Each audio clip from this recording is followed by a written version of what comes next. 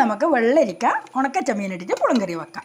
വെള്ളരിക്ക കട്ട് ചെയ്തിട്ട് നമ്മൾ കുക്കറിലിട്ട് മഞ്ഞൾപ്പൊടിയും മുളക് പൊടിയും ഉപ്പും ഇട്ടിട്ട് സാധാരണ വെള്ളരിക്ക പുളിങ്കറി വെക്കുന്നത് പോലെ വെള്ളം ഒഴിച്ചിട്ട് ഒരു 2-3 വിസിൽ വേവിച്ചെടുക്കണം. തേങ്ങയും ജീരകവും മഞ്ഞൾപ്പൊടിയും ഒരല്പം പുളിയും ചേർത്തിട്ട് ഒന്ന് അരച്ചെടുക്കുക.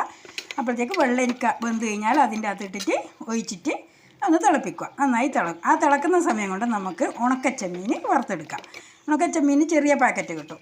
അതിങ്ങനെ നമ്മൾ അതിൻ്റെ അകത്തുള്ള കച്ചറകളെല്ലാം പൊറുക്കി കളഞ്ഞിട്ട് നമ്മൾ നന്നായിട്ടൊന്ന് വറുത്തെടുക്കണം. ഇങ്ങനെ കൈ കൊണ്ട് ഇങ്ങനെ പൊട്ടിക്കുമ്പോൾ പൊട്ടുന്ന തരത്തിലായി കഴിഞ്ഞിട്ടാകുമ്പോൾ തീ ഓഫാക്കിയിട്ട് നമ്മൾ നല്ല എന്തെങ്കിലും വെയിറ്റുള്ള സാധനം എടുത്തിട്ട് ഒന്ന് കുത്തിപ്പൊടിച്ചിട്ട് അതിൻ്റെ തലയെല്ലാം പൊടിഞ്ഞ് കഴിഞ്ഞിട്ടാകുമ്പോൾ അത് പാറ്റി കളഞ്ഞിട്ട് നമുക്ക് പരിപ്പ് പോലെ കിട്ടുക. ഇതുപോലെ അങ്ങനെ കിട്ടിക്കഴിഞ്ഞാൽ നമ്മളത് വെള്ളരിക്കേൻ്റെ അകത്ത് ഇട്ട് കൊടുക്കുക. എന്നിട്ട് നല്ലോണം തിളപ്പിച്ചിട്ട് അതിൻ്റെ അകത്ത് കറിവേപ്പിലയും ചുവന്ന മുളകും കടുകും കൂടി വറുത്തിടുക. നല്ല അടിപൊളി ടേസ്റ്റാണ്.